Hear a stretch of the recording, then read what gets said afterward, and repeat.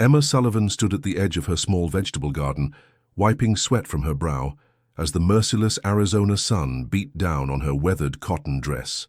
Her eyes constantly scanned the horizon, a habit formed from months of living in perpetual vigilance. The small homestead nestled at the foothills of the Dragoon Mountains was both her sanctuary and her prison, since James had been killed. "Mama, look what I found." 5-year-old Thomas came running, his small boots kicking up dust, clutching something in his palm. Emma's heart lurched, as it did whenever her son wandered out of sight. "Thomas, what have I told you about staying where I can see you?" The boy's excitement dimmed, but he opened his palm to reveal a piece of polished turquoise. "It was just by the creek, Mama. I didn't go far." She knelt down, examining the smooth stone. "It's beautiful, sweetheart. But remember our rule. Never beyond the cottonwood." Thomas nodded solemnly. At 5 years old, he had already learned the harsh lessons of frontier life. His father's absence hung between them like a phantom, unmentioned but ever present. Emma pocketed the turquoise and returned to her work, memories of that terrible day 8 months ago flooding back unbidden. The Barton gang had descended upon their homestead demanding protection money from the few scattered settlers in the territory. James had refused.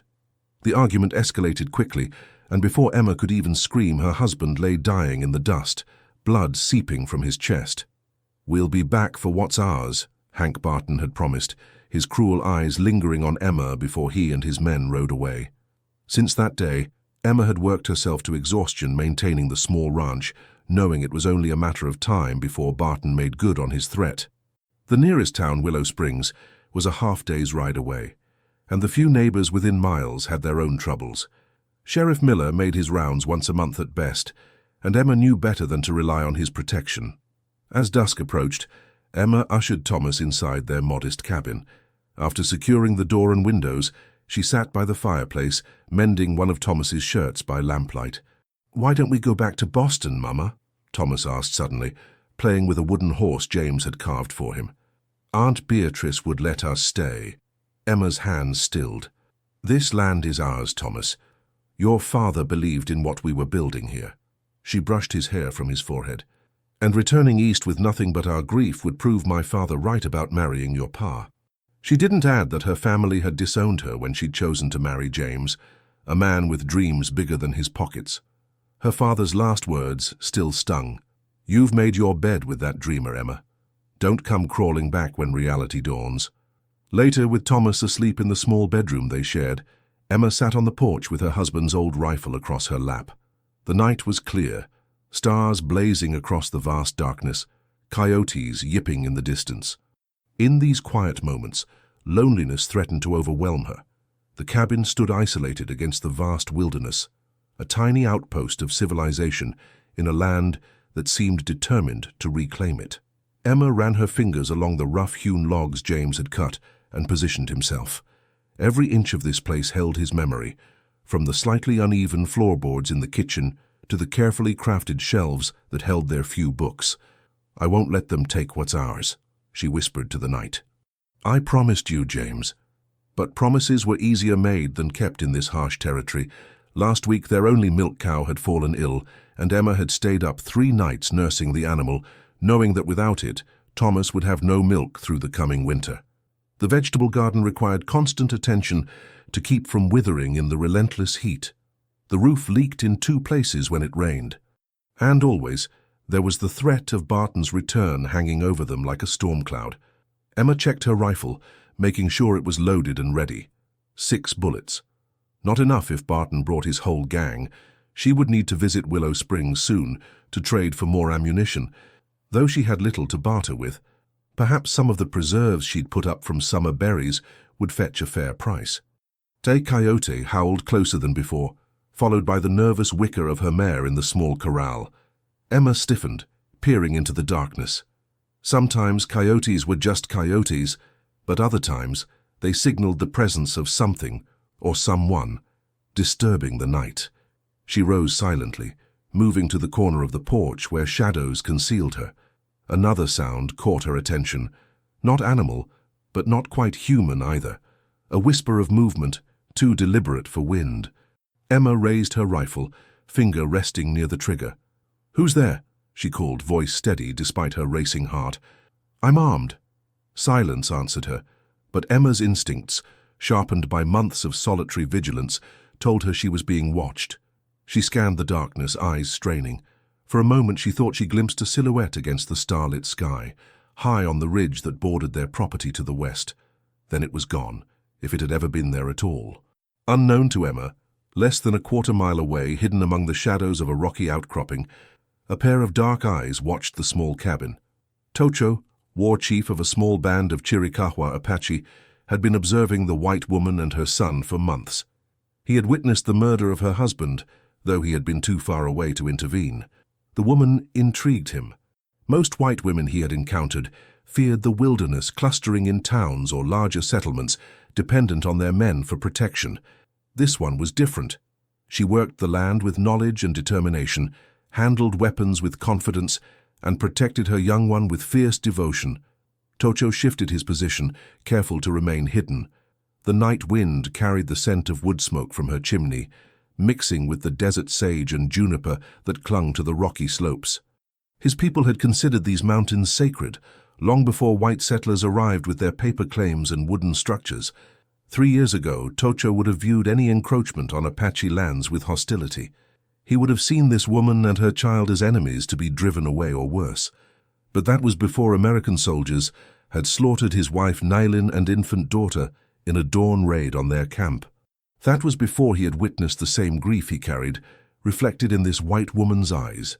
Grief, he had discovered, looked the same regardless of skin color. 2 nights ago, Tocho had tracked 5 riders scouting near the woman's land. He recognized them as the same men who had killed her husband. They had camped at the creek that marked the eastern boundary of her property, drinking from bottles and boasting of their plans. The leader, Barton, had spoken of the woman in ways that had made Tocho's hand tighten around his knife. "I'll tame that wildcat," the white man had slurred, "once she sees what happens to those who resist." Tocho had considered killing them as they slept. It would have been simple enough, 5 drunken men unprepared for an Apache warrior's silent approach, but such an action would have consequences beyond these men. The blue-coat soldiers would blame his people, using it as excuse for more raids, more deaths. Instead, Tocho had returned to his small band's camp in the high mountains and sought the counsel of the elders. The old ones had listened to his strange concern for the white woman and her son, their faces impassive. "Why does this settler woman matter to you?" Naiche, the oldest and wisest among them, had asked. "Many whites die in this land. It is not our concern." Tocho had no easy answer. "She fights like Apache," he had finally said, "not like white woman, and her son has brave eyes." Naiche had studied him thoughtfully. "You have carried death in your heart since Nylin and the little one were taken. Perhaps the Creator shows you this woman and boy for a reason." That night, in the solitude of his blankets beneath the stars, Tocho had dreamed of Nylin. She had come to him not as the broken body he had found after the soldiers left, but whole and beautiful, her smile radiant as she placed their daughter in his arms. "Life continues," she had said in the dream, "even after great loss. This is the way." He had awakened with tears on his face, the first he had shed since burying his family. Now, as Tocho watched Emma Sullivan move cautiously around her porch, rifle ready, he made a decision. Tomorrow he would speak with the tribal elders again. The woman's homestead sat at the edge of territory. His people had long considered theirs. But in these changing times, with white settlers and the blue-coat soldiers pushing ever westward, traditional boundaries held little meaning. Still, this small patch of land and this woman who worked it with such determination had become significant to him for reasons he could not fully explain. As Emma finally retired indoors, Tocho rose from his hiding place. In the starlight, he could see tracks in the dust where Barton's scouts had passed again today, while the woman was busy at her garden. They were growing bolder, coming closer to the cabin each time. Soon, they would make their move. Tocho slipped away into the night, moving like a shadow through the landscape he knew as intimately as his own body. His people faced enough challenges without him developing strange feelings for a white woman. Yet, as he disappeared into the darkness, he knew he would return. For now he would continue his silent vigil, a protector unknown to the one he protected. In the small cabin, Emma checked on Thomas one last time before sliding into bed beside him. The boy slept peacefully, one arm thrown above his head, his breathing deep and steady. She brushed a lock of dark hair from his forehead, marveling at how much he resembled James. "We'll be all right," she whispered to her sleeping son, willing herself to believe it. "Somehow we'll find a way." Outside, a coyote howled again, its cry echoing across the vast wilderness. But this time, Emma didn't fear it. Instead, she found herself drawing strange comfort from the wildness of the sound, a reminder that in this harsh land, survival came to those who adapted, those who persevered, those who recognized allies where others saw only enemies. Tomorrow would bring its own challenges. For now, Emma allowed exhaustion to claim her, drifting into sleep beneath the star-filled Arizona sky, unaware that her fate had already become entwined with that of the warrior watching over her homestead from the shadows of the ancient Dragoon Mountains. 3 weeks later, Emma jolted awake to the sound of hoofbeats approaching. The pre-dawn light barely filtered through the cabin windows as she grabbed her rifle and peered outside. 5 riders approached from the east, their silhouettes unmistakable against the lightening sky. "Thomas," she whispered urgently, shaking her son awake. "Remember what we practiced? Go to the hiding place, now." The boy, still half asleep, nodded and scrambled under the loose floorboards in the pantry, a small space Emma had created for exactly this purpose. She handed him a canteen of water and kissed his forehead. "Not a sound until I come for you. If I don't," her voice caught, "if strangers come instead, wait until nightfall and run toward the dragoons. Remember the trail we practiced." Thomas nodded, his eyes wide with fear. "Good boy," Emma whispered, replacing the floorboards and covering them with a small rug and barrel. She checked her rifle. Only 6 bullets remained. Taking a deep breath, Emma positioned herself by the window, heart hammering against her ribs. Her palms were slick with sweat as she steadied the weapon. She had practiced shooting with James many times, but taking aim at live targets, at men, was different. Could she pull the trigger when the moment came? Emma pushed the doubt away. For Thomas, she would do whatever necessary. The riders stopped about 50 yards from the cabin. Hank Barton sat atop a chestnut stallion, flanked by his brother Jem and 3 other rough-looking men. Their faces were hard in the dawn light, unshaven and weather-beaten. Guns hung prominently at their sides. "Mrs. Sullivan," Barton called out, his voice carrying across the morning stillness. "I hope you've reconsidered our business proposition." Emma remained silent, rifle ready. She noticed how Barton's men spread out slightly, positioning themselves to surround the cabin. They had done this before. "Your husband made a poor choice, Ma'am," Barton continued. "I'm offering you a better one. This land sits on a good water source. The railroad surveyors have been through. In a year or 2, this worthless dirt will be worth something. Sign it over to me and I'll see you safely back to civilization." The mention of railroad surveyors confirmed Emma's suspicions. James had heard rumors that the Southern Pacific might extend a line through the territory. That's why he'd been so adamant about holding this particular parcel, not just for the reliable spring and decent grazing land, but for its potential future value. "This land is rightfully mine," Emma called back, her voice steadier than she felt. "I have the deed papers. The territorial office recognized our claim." Barton laughed, the sound chilling her blood. "Papers don't mean much out here, ma'am, but I'm a reasonable man. I'll give you until sundown to pack your belongings. You and the boy can leave unharmed. And if I refuse?" Barton's smile vanished. "Then we'll take what we want anyway. And believe me, Mrs. Sullivan, the land won't be all we take." The threat hung in the air, its meaning unmistakable. Emma's finger tightened on the trigger, aiming at Barton's chest. One shot. She could take him down before the others reacted. But then what? She couldn't possibly reload fast enough to take out the remaining 4 men. As if reading her thoughts, Barton's smile returned. "Think carefully, Mrs. Sullivan. That boy of yours deserves a mother, don't you think?" With that, the men turned their horses and rode toward a stand of cottonwoods near the creek, still on her property, but far enough to give the illusion of privacy. Emma watched until they disappeared among the trees, then sank to the floor, legs suddenly weak. She retrieved Thomas from his hiding place, holding him tightly as he asked in a small voice, "Are the bad men gone, Mama?" "Just for now," she answered honestly. "They're giving us time to think." "About what?" Emma smoothed his tousled hair. About what's best for us. She managed to smile. Are you hungry? Let's have some breakfast while we think. As Thomas ate his cornmeal mush, Emma moved purposefully around the cabin, her mind racing. She couldn't possibly defend against 5 armed men. Running was impossible with Thomas. They wouldn't make it a mile before being caught. The nearest neighbor, old Mr. Peterson, was over 3 miles away and nearly deaf. Emma packed essential supplies, food, clothing, her mother's locket, James's pocket watch, and the few coins she had saved. She hid the papers proving their claim to the land in Thomas's shirt. If anything happened to her, perhaps someone would help the boy reach authorities. By mid-afternoon, Emma had formulated a desperate plan.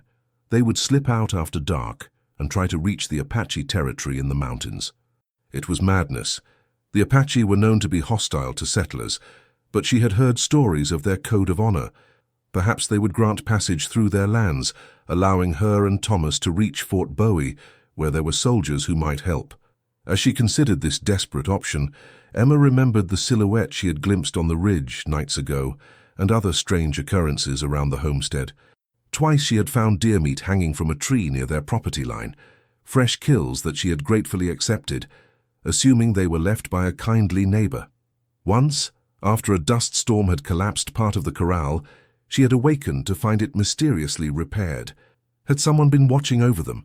Could it have been an Apache warrior? The thought seemed impossible, yet she couldn't dismiss it. As sunset approached, Emma retrieved their warmest clothes and the small pack of supplies.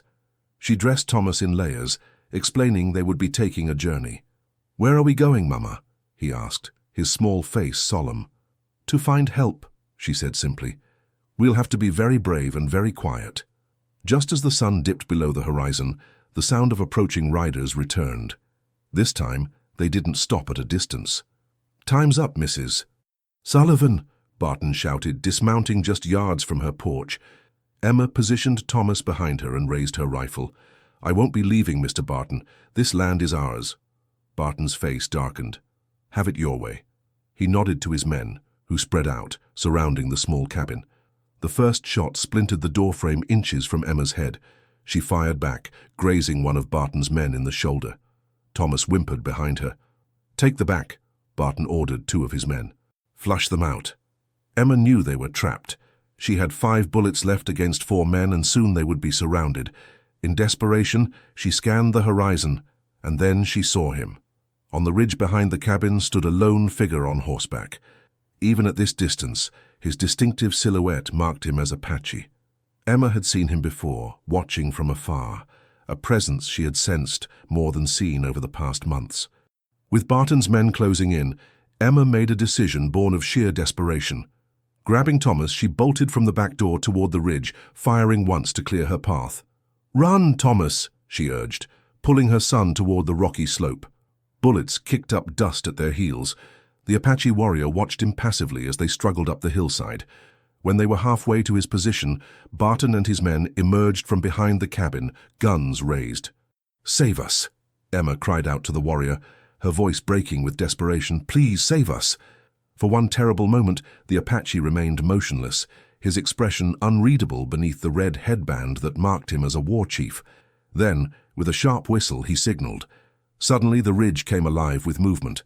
A dozen Apache warriors emerged from hiding places among the rocks, arrows nocked and aimed at Barton's gang. The outlaw's face contorted with fury and fear. "This ain't over," he snarled before signaling his men to retreat. As Barton and his men galloped away, Emma collapsed to her knees, clutching Thomas to her chest. They were alive, for now. But as she looked up at the imposing figure of the Apache chief approaching on horseback, she wondered if they had escaped one danger, only to face another. The warrior dismounted smoothly, his movements fluid and controlled. He stood before them, tall and powerfully built, his dark eyes assessing. Up close, Emma could see the scars on his forearms, the lines of experience etched around his eyes. His face was painted with red ochre in geometric patterns that extended from his forehead to his cheekbones. "I am Tocho," he said in surprisingly good English. "You ask for protection." It wasn't a question, but Emma nodded anyway, one arm still protectively around Thomas. "They will return. They want our land." Tocho studied her face. "Why you stay? No husband, no tribe, just woman and boy. Emma straightened her spine. It's our home, we have nowhere else to go. Something flickered in Tocho's expression. Respect, perhaps, or understanding. He glanced at Thomas, who peered at the warrior with a mixture of fear and fascination. Boy has brave heart, Tocho observed. Like mother. Thomas, to Emma's surprise, stepped slightly forward. Did you leave the deer for us? He asked. And fix our fence? A ghost of a smile touched Tocho's lips. Boy sees much. Yes? I watch. I help sometimes. Why? Emma asked, confusion evident in her voice. Why would you help us? Tocho was silent for a moment, his gaze shifting to the distant horizon where dust still rose from Barton's retreating gang. At first I watch because you are on Apache land, he finally said. Then I see you work hard, protect boy, not afraid of this harsh country. He met her eyes directly. You remind me of someone. Before Emma could respond, one of the other warriors approached, speaking rapidly in Apache. Tocho replied, his voice commanding. My men say Barton men not go far, he translated for Emma. Make camp by creek. Plan return with more men. Emma's heart sank. Then we're still in danger. Tocho nodded. Always danger in this land. Thomas tugged at Emma's skirt. Mama, I'm scared. Emma knelt beside her son. I know, sweetheart, but we're going to be all right. She looked up at Tocho. Can you help us reach Fort Bowie? There are soldiers there who might... Soldiers? Tocho's expression hardened. Bluecoats, no help to you. No help to Apache. They break treaties. Take land. Kill children. Emma flinched at the bitterness in his voice. Of course, she had heard stories of cavalry raids on Apache camps, of broken promises and forced relocations. How naive to think he would trust the army. I'm sorry, she said softly. I didn't think. Tocho's face softened slightly at her apology. You seek protection I can provide. How? Emma asked. I can protect you, he said finally. But there is price. Emma tensed. We have little money. Tocho shook his head. Not want money. He paused, seeming to choose his words carefully. Apache ways different from white ways. Man without woman, woman without man. This is not good, not safe. A chill ran down Emma's spine as she began to understand. You become my wife, Tocho stated simply. I protect you, Boyland. You keep your home, I join you there. Emma's breath caught in her throat. Marriage to an Apache warrior? It was unthinkable. She would be ostracized by any white community, possibly even arrested under territorial laws prohibiting miscegenation. Yet as Barton's threat echoed in her mind, Emma realized her options were few. Return to the cabin and await certain violence, flee into wilderness with a child, or accept this unexpected proposal. Thomas looked between them, too young to fully comprehend the conversation, but old enough to sense its importance. Is he going to help us, Mama? Emma stroked her son's hair. He's offering to, yes. Tocho crouched down to Thomas's level. I keep bad men away, he said simply. Protect your mother. Teach you to hunt, to track, to be strong warrior. Thomas considered this with the direct seriousness of childhood. Like a new papa? Emma felt her cheeks flush with heat. Thomas, but Tocho merely nodded. If that is what you wish to call me. Emma was struck by his directness, his lack of guile. This was no heated proposal born of passion or romantic notions, but a practical arrangement offered with dignity.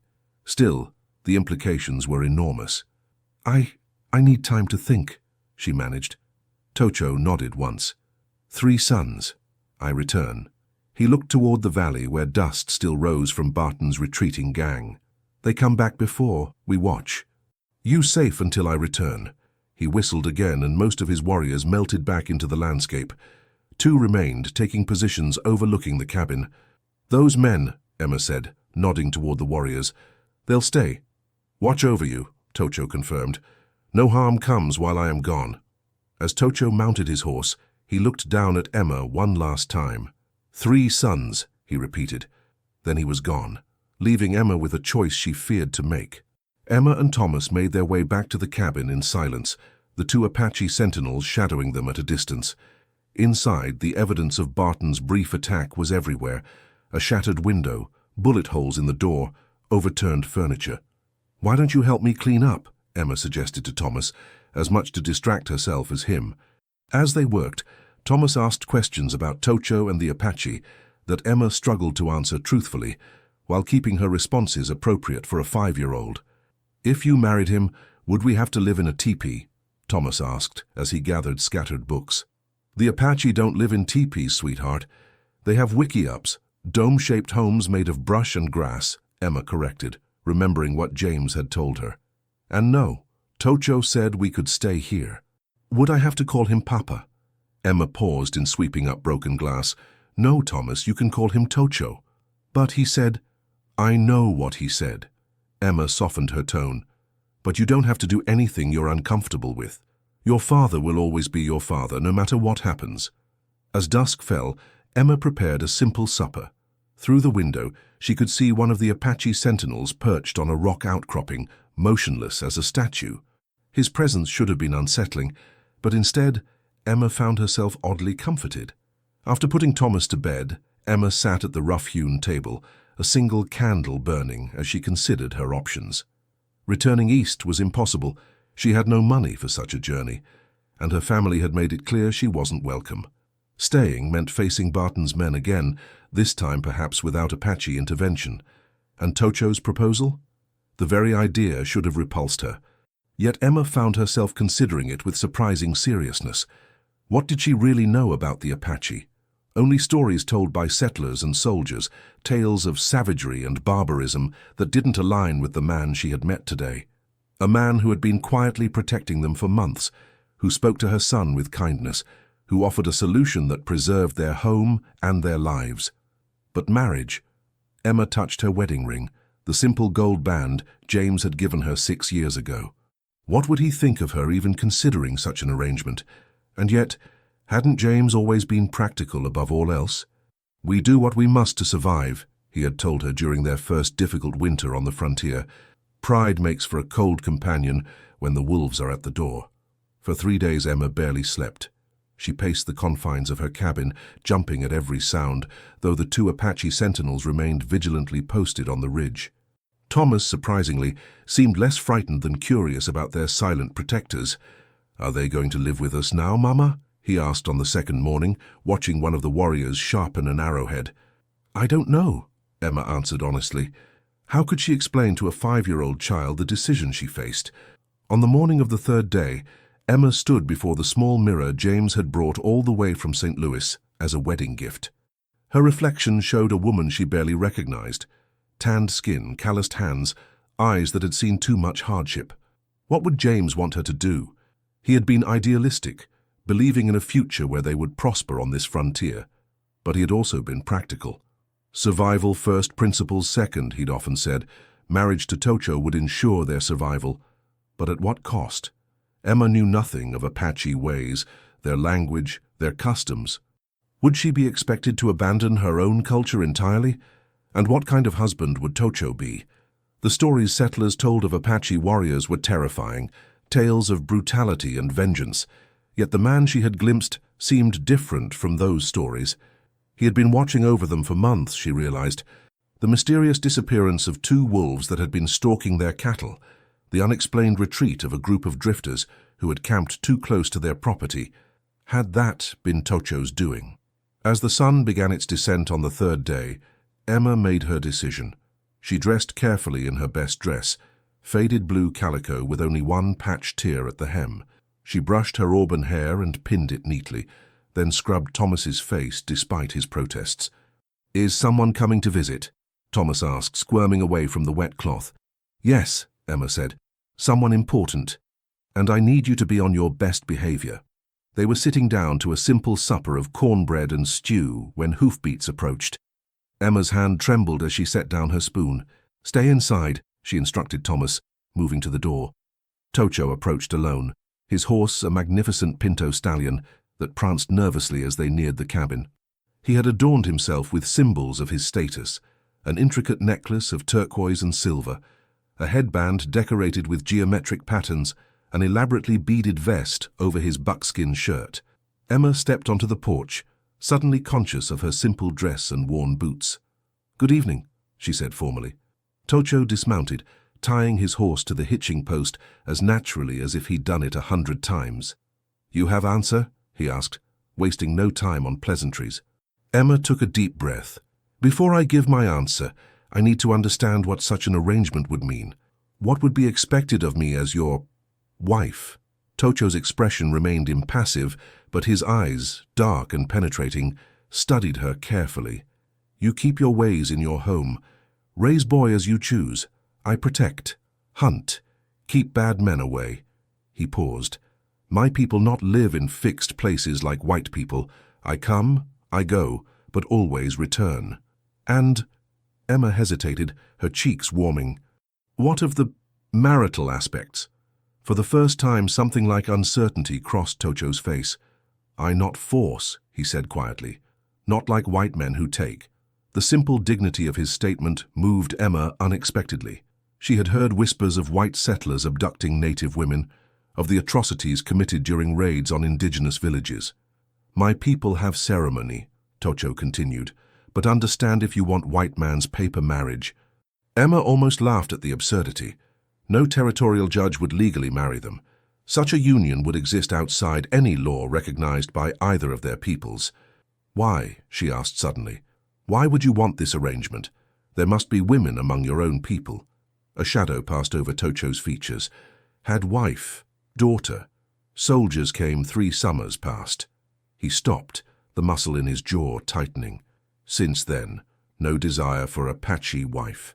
Too much memory." Emma's heart constricted. They shared the same wound, lives shattered by violence, families torn apart. The cabin door creaked open, and Thomas peered out cautiously. "Mama?" Tocho turned, his stern expression softening slightly as he regarded the boy. From within his vest, he produced a small carved wooden figure, a horse intricately detailed despite its small size. He crouched down, offering it to Thomas. "For boy who watches from window, brave boy." Thomas looked to Emma for permission before tentatively accepting the gift. "Thank you," he whispered, examining the carving with wonder. "You make this?" Emma asked, surprised by the craftsmanship. Tocho nodded. "Many nights watching your home? Hands need work."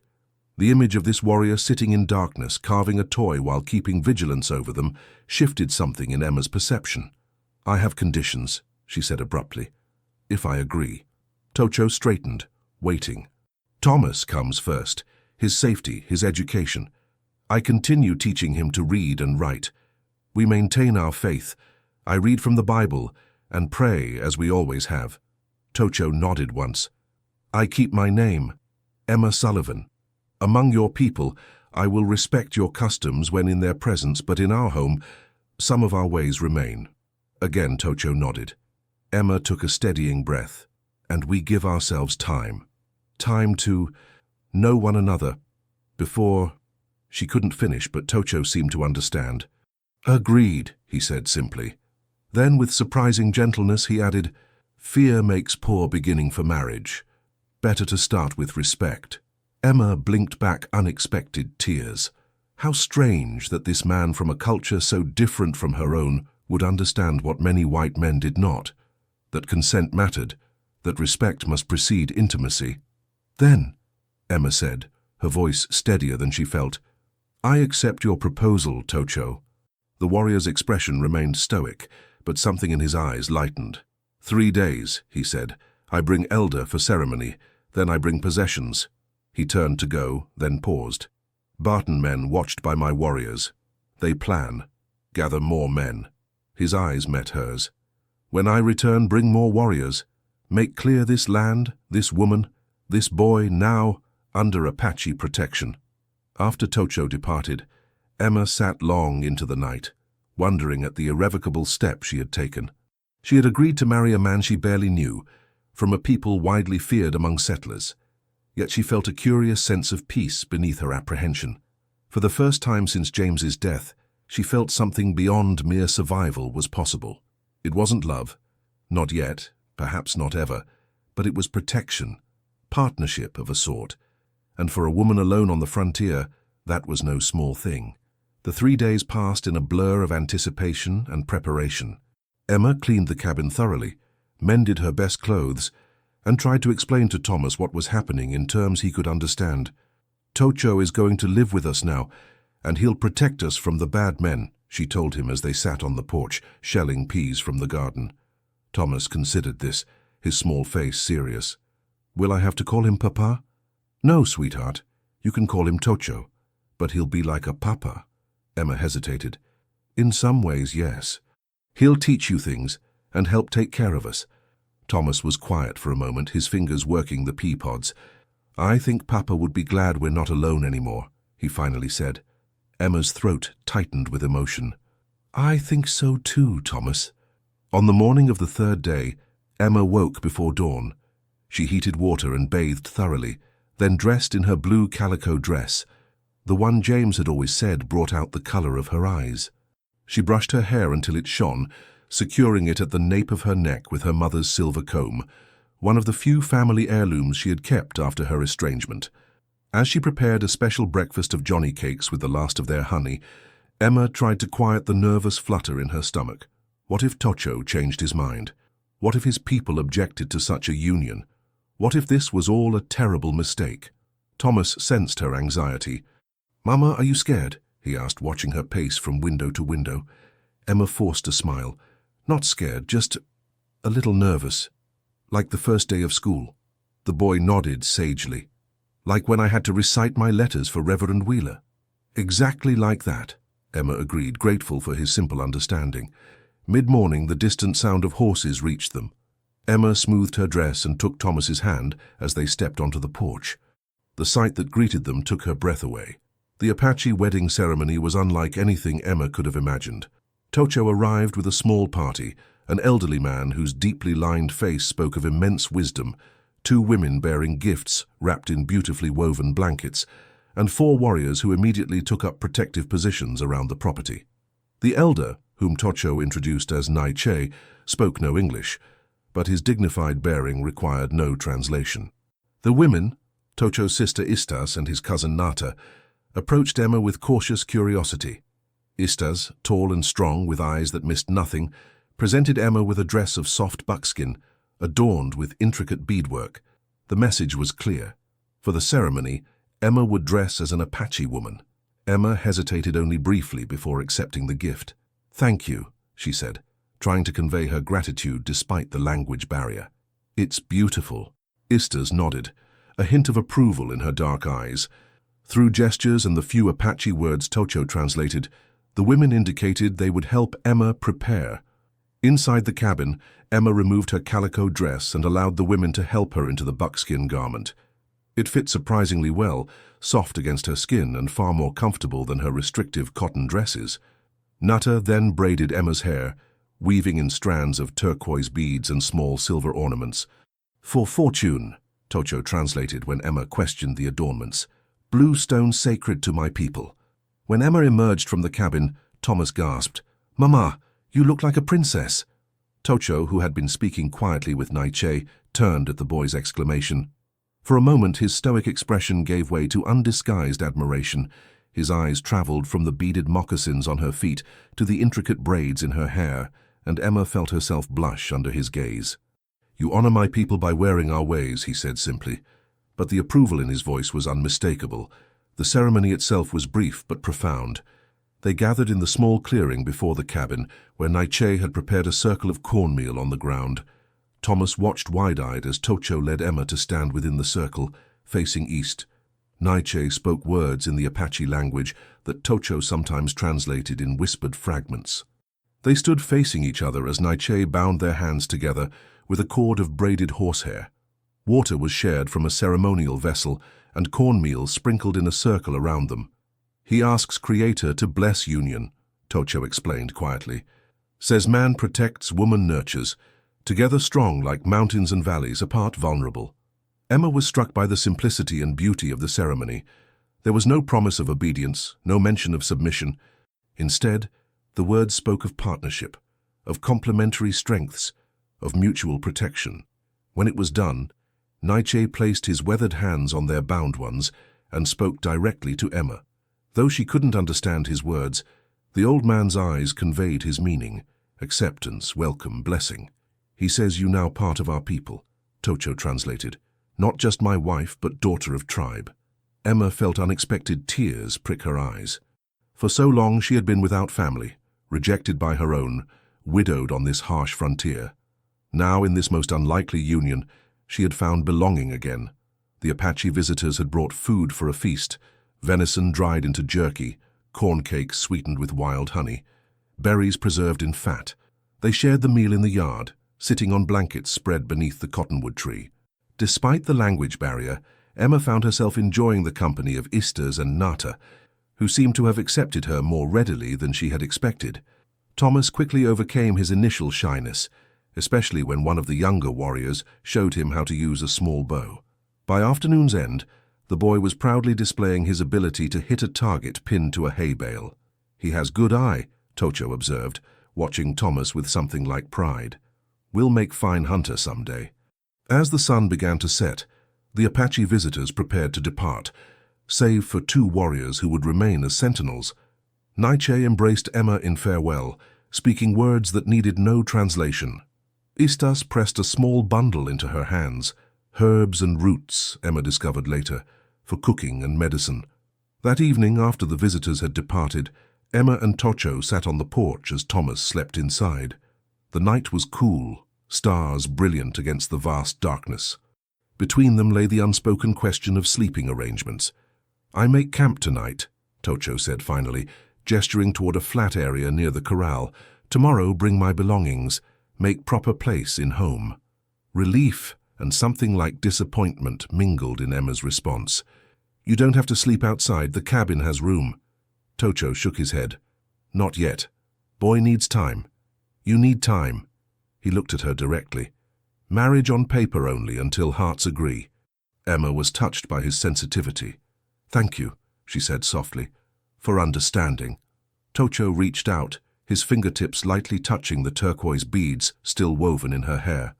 "Blue stone brings harmony," he said. "New beginnings need harmony." As Emma prepared for bed that night, she caught her reflection in the small mirror. The woman who looked back at her wore Apache beads in her hair and carried herself with a new confidence. Not just a widow struggling to survive, but a woman who had made a bold choice for herself and her child. Outside, she could hear Tocho moving about as he prepared his camp. Her husband. The word still felt strange, applied to this man so different from James, yet there was a rightness to it that she couldn't deny. The following days established a new rhythm to their lives. Tocho brought few personal possessions, weapons, tools, ceremonial items, and clothing, but his presence transformed the homestead. He repaired the roof that had leaked since winter, reinforced the corral, and constructed a smokehouse for preserving meat. Each morning, he disappeared into the wilderness, returning hours later with game or fish or wild plants Emma had never known were edible. He taught her to prepare foods in the Apache way, how to roast agave hearts, how to grind mesquite beans into flour, how to preserve meat for the coming winter. "Land provides," he told her, as they worked side by side cleaning a deer he had killed. "White people try to change land. Apache learn from land." Emma found wisdom in his approach. James had spent countless hours fighting the arid soil, trying to grow crops that thrived in more temperate climates.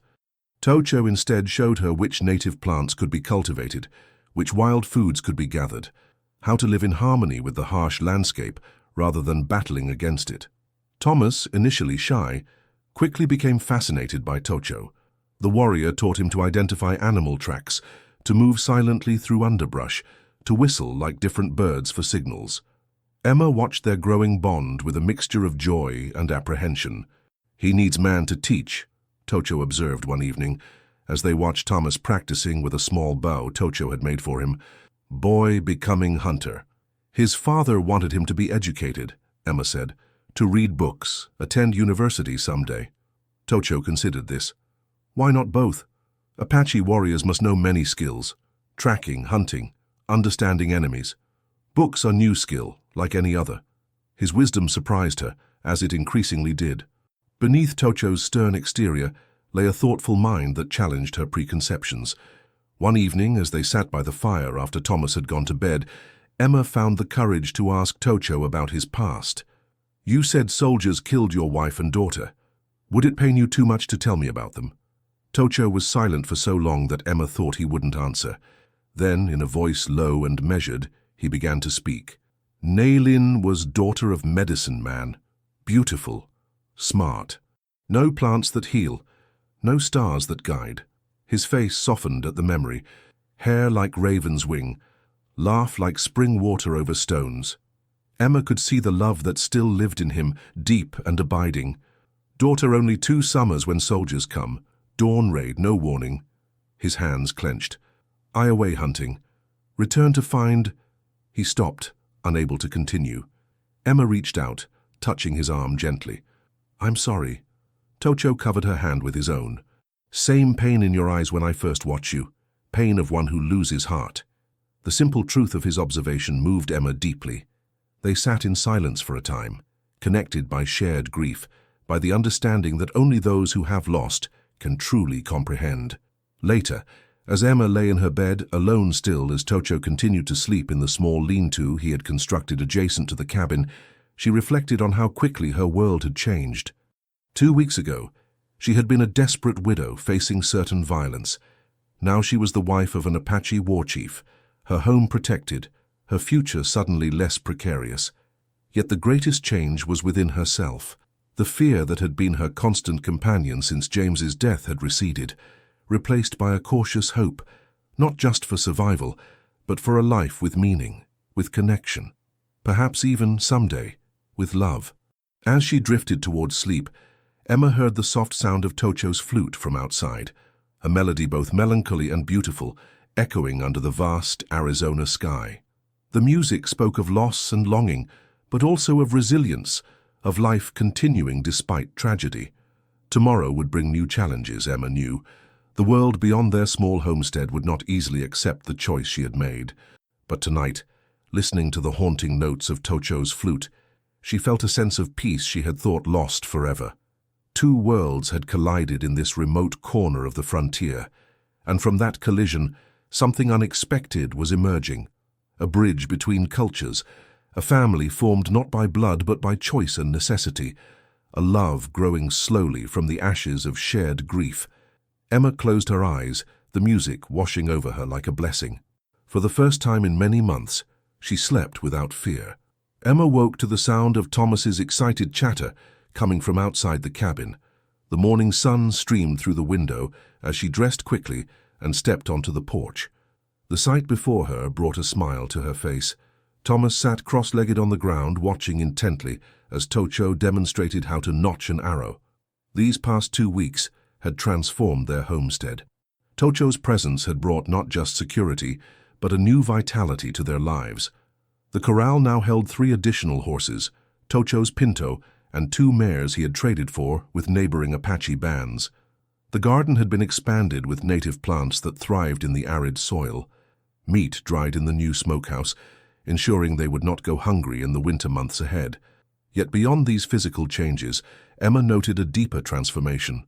Thomas laughed more freely now, the shadows of grief receding from his young eyes, and she herself moved with new confidence, no longer starting at every sound from the wilderness. "Good morning," she called, descending the porch steps. Tocho looked up, his normally stern features softening slightly. "Morning comes well," he replied, using an Apache greeting he had taught her. "Boy learns quickly." Thomas held up the small bow proudly. "Tocho says I'll be able to hunt rabbits soon, Mama." "Is that so?" Emma smoothed her son's tousled hair. "Well, then I suppose I should plan for rabbit stew in our future." The domesticity of the moment struck Emma suddenly. How natural it felt, this new family they were forming, different from what she had known with James, but no less real for its differences. As they shared a breakfast of cornmeal porridge sweetened with wild honey, Tocho mentioned that he would be making a trip to his band's current camp in the mountains. "My people move soon to winter grounds," he explained. "Must speak with elders about our protection through cold moons." Emma nodded, understanding the seasonal migration pattern of the Apache. "Will you be gone long? 2 days, perhaps 3? Tocho's dark eyes held hers. "You be safe. 2 warriors remain nearby." The implication was clear. Barton and his men remained a threat, though they had not dared approach since witnessing the Apache presence. "Will I see where your people live someday?" Thomas asked eagerly. Tocho ruffled the boy's hair, a gesture that had become familiar between them. When time is right, winter camp better for first visit, more permanent. Many children for you to meet. After breakfast, Tocho prepared for his journey. Emma watched as he checked his weapons and gathered a few small gifts for the elders. Tobacco Emma had traded for in Willow Springs, a jar of honey from their bees. As he mounted his pinto stallion, Tocho looked down at Emma with an intensity that made her cheeks warm. 3 sons, he said, echoing the promise he had made before their marriage. I return. Emma nodded, unexpectedly moved by the parallels. We'll be waiting. As Tocho rode away, Thomas waved enthusiastically. Bye, Tocho, bring me a story. Emma smiled at her son's request. Tocho had begun sharing Apache legends with Thomas in the evenings, tales of coyotes' tricks and mountain spirits' wisdom that the boy absorbed with rapt attention. The day passed peacefully as Emma and Thomas attended to their usual chores. That evening, as they ate their supper, Thomas looked thoughtfully at his mother. Mama, are you happy Tocho is with us now? The directness of the question caught Emma off guard. Yes, she answered honestly. I am, aren't you? Thomas nodded. He's not like Papa. Papa was funny and sang songs. Tocho is quiet, but... He searched for words.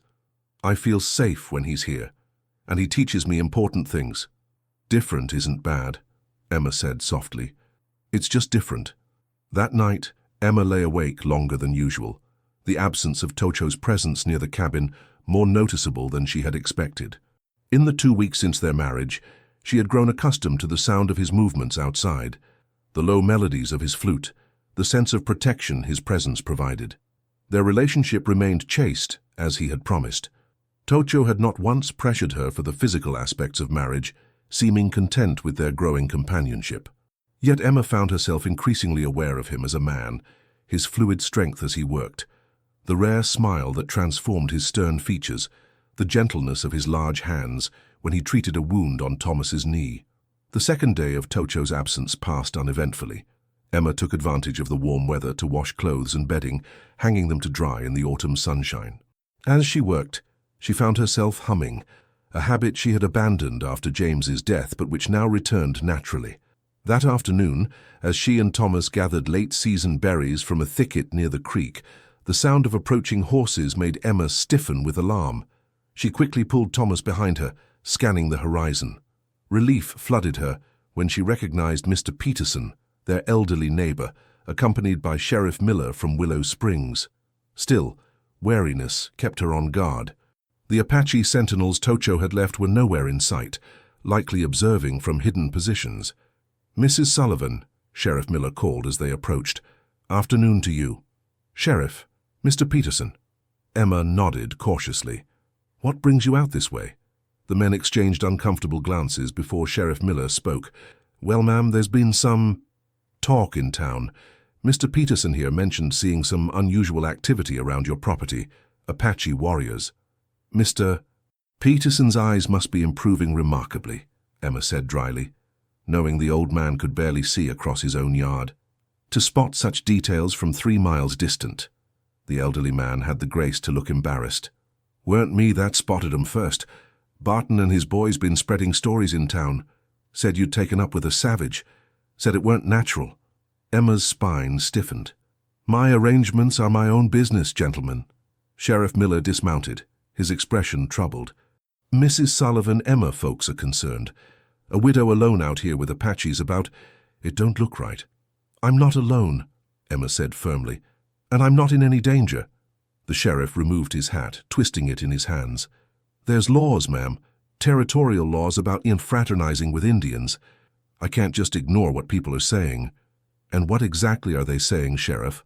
Emma lifted her chin. Before he could answer, Thomas spoke up. Are you talking about Tocho? He's Mama's new husband. He protects us from the bad men. The shock on both men's faces would have been comical under different circumstances. Sheriff Miller's mouth actually fell open, while Mr. Peterson made a strangled sound of disbelief. Husband? Sheriff Miller finally managed. Ma'am, you can't have married an Apache. It's against territorial law. Such a union wouldn't be recognized. Perhaps not by your laws, Emma replied steadily. But it is recognized by his people. and by God who brings people together for his purposes. The invocation of divine approval was a calculated risk, but Emma knew these men, like most in the territory, considered themselves God-fearing Christians. "This is serious business, Mrs. Sullivan," Sheriff Miller said, recovering his composure. "There could be consequences. The territorial governor takes a dim view of mixed marriages, and yet he takes no view at all of men like Barton terrorizing widows and children," Emma countered. "Where was territorial law when my husband was murdered? Where was it when Barton threatened worse than death if I didn't abandon my legal claim to this land?" The sheriff had the decency to look uncomfortable. "The territory's big, ma'am. Can't be everywhere." "Precisely," Emma said, "which is why I've accepted protection where I found it.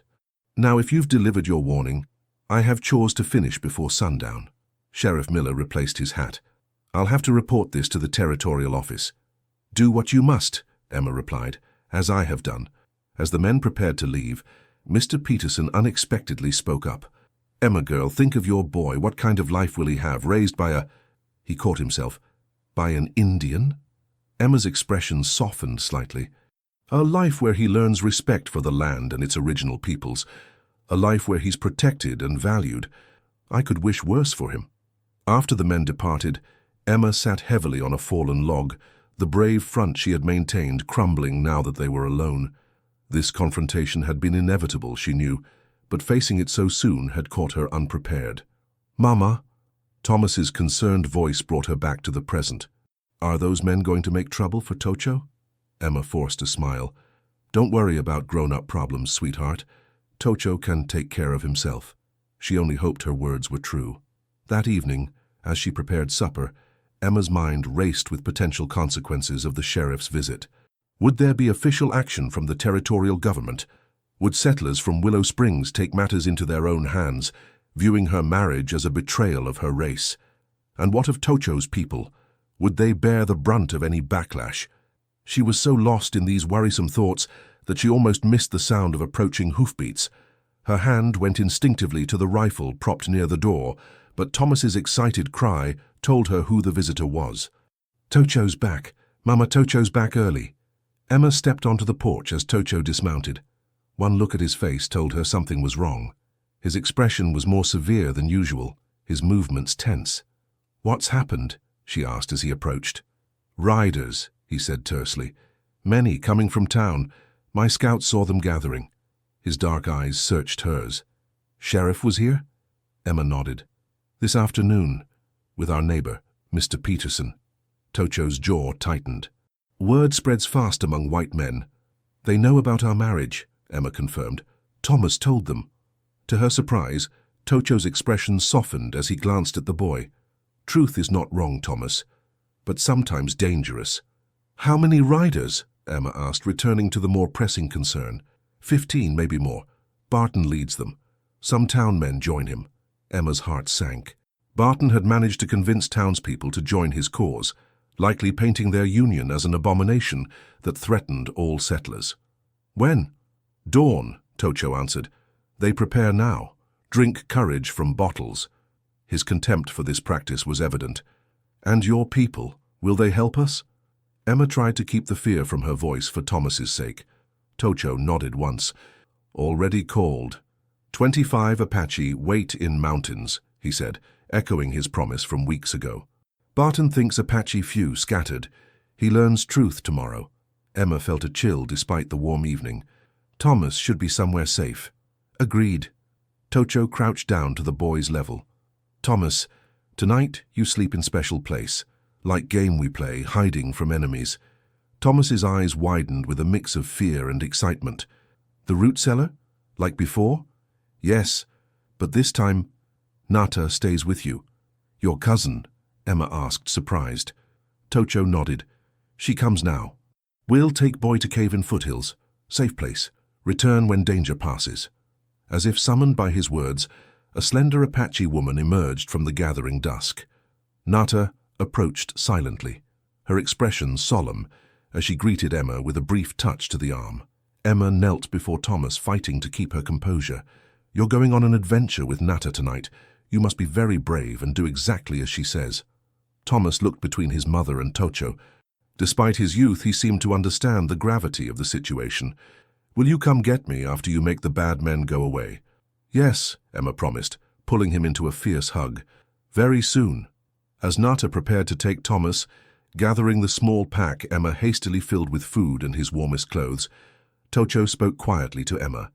"If something happens to me tomorrow," he said, "my people will see boys safely to you." The echo of her own words from weeks ago, when she had asked Tocho to take Thomas to her sister should she perish, was not lost on Emma. She reached for his hand, gripping it tightly. "Nothing will happen to either of us," she said, with more conviction than she felt. "We face this together." After Thomas departed with Nata, slipping away through the darkness toward the safety of the mountains, Emma and Tocho prepared for the coming confrontation. Apache warriors arrived silently throughout the night, taking positions around the property. Tocho briefed them in their language, gesturing toward various approaches to the homestead. "What's the plan?" Emma asked as they sat by the fire, the hour growing late. "Show strength first," Tocho explained. "Many men brave until facing greater numbers, may be enough." "And if it's not?" Tocho's expression darkened. "Then we fight, but only if necessary." He looked at her directly. "No need for war between my people and whites. Bad for everyone." His wisdom struck Emma anew. Despite having every reason to hate white settlers after the loss of his family, Tocho sought to avoid further bloodshed if possible. "There's something you should know," Emma said quietly. "Sheriff Miller mentioned territorial laws against marriages like ours. There could be legal consequences." Tocho considered this. Laws made by men can be unmade by men, or ignored. A hint of a smile touched his lips. Apache have existed long before white man's laws. As they prepared for sleep, Emma in the cabin, Tocho still in his lean-to despite her offer to share the home, she found herself thinking of the vows they had exchanged. Not the formal words of her Christian wedding to James, but the simple, profound promises of the Apache ceremony. Protection, partnership, respect. Tomorrow would test those vows in ways neither could fully anticipate. Dawn broke misty and cool. Emma, dressed in her own clothes but wearing the turquoise beads Nata had woven into her hair, stood beside Tocho on the porch. Around the property, Apache warriors lay concealed, arrows nocked, rifles ready. When Barton's gang appeared on the horizon, they came with confidence, spreading out in a wide formation. Hank Barton himself rode slightly ahead, a smug smile visible even at a distance. Beside him, Emma recognized several men from Willow Springs, the blacksmith, 2 cattle ranchers, even the young deputy who assisted Sheriff Miller. The smile faltered when Barton saw Tocho standing beside Emma. "Well, Mrs. Sullivan," Barton called, reining in his horse about 50 yards from the cabin, "I see you found yourself some savage protection. Didn't figure you for an Indian lover." Emma lifted her chin. "This is my husband, Mr. Barton, and this land is under his protection now." Barton spat. "Husband, that's rich. Territory law doesn't recognize marriages between whites and Indians." His eyes narrowed. "Last chance, woman. Leave now with your boy, or things get ugly." Tocho stepped forward. "This land belongs to Emma Sullivan. You leave. Never return." Barton laughed, turning to his men. "Boys, looks like we got ourselves one brave Apache who thinks he can scare us off." He drew his pistol. "Let's show him what we think of—" Before he could finish, a war cry echoed from the ridge behind him. Barton wheeled around to see 24 Apache warriors appearing like ghosts from the landscape, weapons raised. "Surrounded," Tocho stated flatly. "You die today, or you leave forever. Choose." Panic rippled through Barton's men as they realized their disadvantage. Several began to back their horses away, including the young deputy whose face had drained of color. "Hold steady," Barton shouted, but fear had already broken their resolve. "This ain't worth dying for, Hank," one of the men called, turning his horse.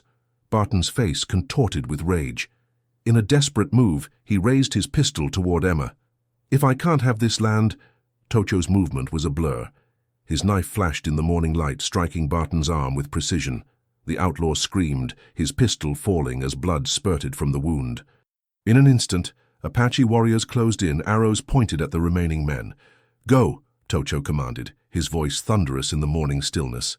"Tell others, this land, this family under Apache protection, any who threaten die slowly." The outlaws fled, dragging the wounded Barton with them. As their dust disappeared over the horizon, Emma released a breath she hadn't realized she was holding. Tocho turned to her, concern evident in his eyes. "You hurt?" Emma shook her head, suddenly lightheaded with relief. Without thinking, she stepped forward and embraced him. Tocho stiffened momentarily, then his arms came around her, strong and secure. "Thank you," she whispered against his chest. The hours that followed were a whirlwind of activity. Tocho sent scouts to track Barton's retreat, ensuring they truly left the area. Other warriors performed a ceremony of cleansing around the property, burning sage and cedar while chanting softly. By mid-afternoon, Nata returned with Thomas, who burst from the trees and ran straight into Emma's arms. "Mama, we slept in a cave with drawings on the walls, and Nata showed me how to make a fire with sticks." Emma held him tightly, tears of relief stinging her eyes. "That sounds wonderful, sweetheart." That evening, after Thomas had been put to bed, exhausted from his adventure, Emma and Tocho sat side by side on the porch swing James had built during happier times. The Apache warriors had departed to spread word of their victory, leaving them alone for the first time since the confrontation. "The Bartons won't be the last," Emma said softly. "As more settlers come, as the territory changes—" "We face together," Tocho replied. "Apache ways changing too. Some fight, some hide in mountains. I choose different path." He looked at her directly. "Choose to bridge two worlds. For son, for you." Emma realized he had called Thomas son for the first time. The word settled in her heart, filling empty spaces she had thought would remain forever vacant. "I made a promise I feared," she admitted, "but now I find I don't fear it at all." Tocho's hand found hers in the gathering darkness, calloused palm against her work-roughened fingers. Different yet alike, two survivors who had found strength in each other. "Life brings many seasons," Tocho said. "Season of grief ends. New season begins." As the first stars appeared overhead, Emma felt something unfurling within her. Not quite love yet, but its beginning. A promise made in fear was transforming into one embraced with hope. The weeks that followed brought changes both expected and surprising. Sheriff Miller returned once, not with a posse but alone, bearing official papers from the territorial governor. "Technically, your marriage isn't legal under territorial law," he explained uncomfortably. "But the governor's got bigger problems than one widow's domestic arrangements. Long as there's no trouble, he's willing to look the other way." Emma accepted this pragmatic approach with relief. "There won't be trouble from us, Sheriff." "Barton's cleared out," Miller added. "Headed to New Mexico territory after that wound got infected. Doubt he'll be back." As winter settled over the land, their small family established new routines. Tocho built an addition to the cabin, a proper room for himself adjacent to the main structure, connected by a covered walkway. It was a compromise that respected Emma's need for privacy while acknowledging their growing closeness. Thomas thrived under Tocho's guidance, learning the ways of both cultures. In the mornings, Emma taught him reading and numbers from the books James had prized. In the afternoons, Tocho showed him how to track animals in the snow, how to build shelters from natural materials, how to understand the language of birds and wind. One evening, as a rare snowfall blanketed the landscape, Thomas asked a question at supper. "Tocho, in the Apache stories, does the Great Spirit hear everyone's prayers, even if they pray different ways?" Tocho considered the question with the seriousness he always accorded Thomas's inquiries. "Creator hears all voices. Many paths lead to same mountaintop." The boy nodded, satisfied. "That's what I thought. Because Mama prays from her book and you pray with sage smoke, but I think it goes to the same place." Emma and Tocho exchanged glances over the table, a moment of perfect understanding passing between them. That night, after Thomas was asleep, Emma found Tocho sitting by the fire, carving a new figure from cedar wood. She sat beside him, watching his skilled hands shape the material. "What are you making?" she asked. "Eagle," he replied. "Symbol of vision, of seeing far." Emma studied his profile in the firelight, the strong line of his jaw, the proud nose, the eyes that had seen so much hardship, yet remained capable of kindness. "Tocho," she said softly. I think it's time." He looked up, his hands stilling on the carving. "Time? For us to truly be husband and wife?" Emma felt her cheeks warm, but she held his gaze. if you still want that." Tocho set aside the carving, turning to face her fully. "Want has never been questioned," he said, his voice deepening. "Respect was." "I know." Emma reached out, touching his face gently. "And that respect has become more. Much more." Tocho's hand covered hers, pressing her palm against his cheek. "You sure? No fear?" "No fear," Emma confirmed. "Only certainty." Later, as they lay together in the new room Tocho had built, the winter wind singing around the eaves, Emma marveled at the journey that had brought them to this moment, from desperate plea to sacred promise, from arrangement of necessity to union of choice. Thomas's voice called from inside the main cabin, breaking the moment. "Mama? Tocho? Can we have a story tonight?" Emma smiled. "We're coming," she called back. Rising, she kept her hand in Tocho's, leading him toward the warm light of the cabin, their home. In the doorway, she paused, looking up at the man who had changed everything. "I'm glad you heard me that day," she said softly, "when I begged you to save us." Tocho's eyes held hers, the depths of feeling there no longer hidden behind a warrior's mask. "I heard you many days before," he said, "watching your strength, your care for son. You saved yourself many times. I merely helped." As they stepped inside together, Emma knew that whatever challenges lay ahead, from prejudice, from change, from the collision of their different worlds, they would face them as they stood now, side by side, a family forged not from fear, but from respect, growing slowly but surely toward love. As I reflect on Emma and Tocho's journey, I'm struck by how the most profound connections often emerge from our most desperate moments. Their story reminds us that love doesn't always announce itself with thunderclaps and passion. Sometimes it arrives quietly, built brick by brick on the foundation of respect, shared purpose, and the courage to see beyond the boundaries others have drawn for us. In the harsh landscape of the American frontier, Emma and Tocho found something rare, the ability to truly see each other, not as categories or symbols, but as human beings carrying both wounds and wisdom. Their unlikely union speaks to a truth that transcends time and place, that in our deepest vulnerability, we sometimes discover our greatest strength, especially when we allow someone else to witness both.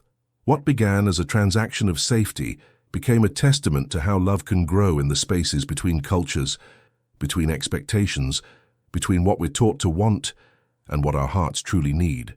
Tocho's patient reverence for Emma's boundaries and Emma's willingness to question her own preconceptions created something beautiful amid the harshness of their world. Perhaps most moving is how their relationship transformed not just their own lives, but created a new possibility for young Thomas, a child who learned that family isn't defined by blood or background, but by the daily acts of protection, guidance, and gentle care. Through his innocent eyes, we see how prejudice is learned, not innate, and how wisdom can be gathered from multiple traditions. Their story isn't one of perfect resolution or easy answers. The world beyond their homestead remains fraught with prejudice and conflict. Yet in choosing each other day after day, Emma and Tocho create a small revolution, a pocket of possibility that suggests different worlds can not only coexist, but enrich one another. In the end, isn't that the most profound form of love? Not the kind that demands sameness or simplicity, but the kind that recognizes our differences and says, here, in this space between us, something new and beautiful can grow. Something that neither of us could have created alone. The Apache warrior who answered a desperate plea, and the widow who dared to reimagine her future, remind us that sometimes the greatest journeys of the heart begin with the simplest of human needs. To be seen, to be safe, to belong, and in that belonging, to become more fully ourselves than we ever thought possible. Thank you so much for staying with us until the end. If this story moved your heart like it moved ours, please support our channel by giving it a like, leaving a comment, and sharing it with someone who loves emotional stories full of love, redemption, and second chances. From the bottom of our hearts, thank you for being here. Your support truly helps us stay motivated to keep telling new stories that touch the soul. And please don't forget to subscribe and turn on the notification bell so you never miss a new journey with us. At the end of this video, you'll see another suggested story appear. Click on it and be surprised by more emotional tales just like this one.